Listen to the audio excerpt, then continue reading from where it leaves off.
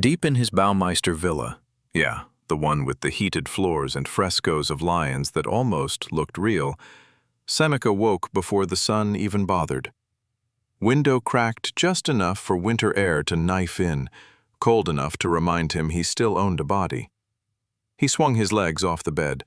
No silk today. Coarse wool robe, scratchy, honest.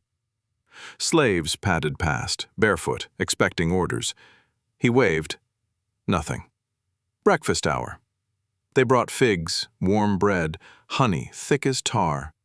The same tray Paulina'd eat in her room, humming hymns. Seneca stared. The smell climbed his nose like incense, sweet, almost violent. His stomach growled, loud as a dog. He pressed fingers to it, laughed once, short, sharp. Not yet. Then he walked the gardens. Frost silvered the boxwoods, his breath fogged, then vanished. He counted steps. 1, 2, 342. By the fountain he stopped, stone Triton frozen mid-spout, and recited, "We suffer more in imagination than in reality." Epictetus again. Kid was a slave, yet owned hunger. Seneca had everything. So he'd own nothing today. Noon. Sun climbed, weak January thing. Servants kept circling. Master? Broth? Wine? He drank only water, cold, metallic from the aqueduct, and felt the first tug, the real one. Not fancy, like a hook behind the ribs. Good. Let it twist.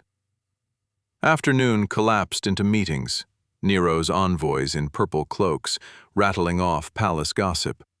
Seneca nodded, eyes half shut, tongue thick.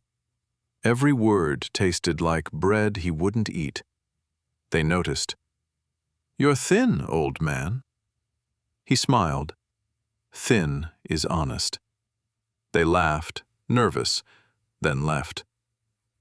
Dusk. He wandered to the scriptorium, sat at the oak desk where letters waited like hungry ghosts. Quill in hand, he wrote, Day 1, no figs, no figs, no figs. Repeat till it's poetry.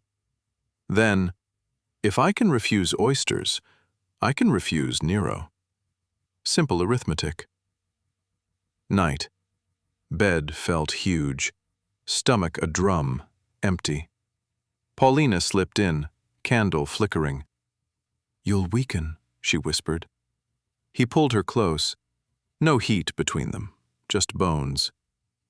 "Weak," he said, "is believing food owns you." She traced the line of his cheek. Stubborn goat. 3 days became 5. By day 7, the world tilted. Colors louder, servants' whispers like thunder. He stood at the window watching snow melt off the tiles, drop by drop. Each plink was a coin he'd never need. Hunger wasn't enemy anymore, just weather. And on the 8th morning, they served breakfast. Figs again, bread again. He picked up a fig, bit. Sweet explosion, shockingly loud. Slaves watched. He chewed slow, eyes closed. Not triumph, not defeat, just proof.